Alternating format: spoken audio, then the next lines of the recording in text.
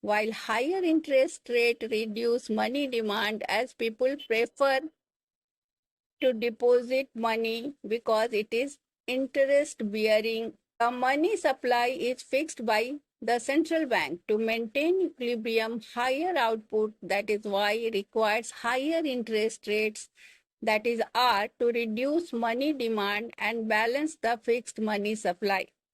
The shape of LM curve slopes upward because higher output increases money demand, pushing up interest rates.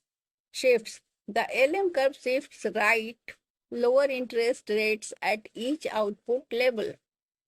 If the money supply increases or money demand decreases, it shifts left if the money supply decreases or money demand increases.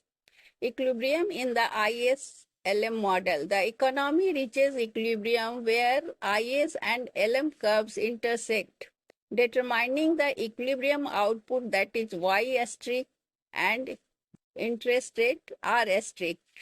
At this point, both the goods market IS and money market LM are in balance. Policy implications. Fiscal policy. An increase in government spending shifts the IS curve right, raising output and interest rates, crowding out some private investment due to higher rates.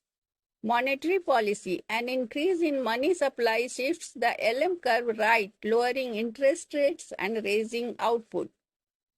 Limitations. The model assumes a closed economy, fixed prices and no expectations or dynamics, making it less applicable to open economies or long-run analysis where prices adjust. So visual representation of IS-LM model is typically depicted with output Y on the horizontal axis and interest rate R on the vertical axis. The downward sloping IS curve intersects the upward sloping LM curve at the equilibrium point.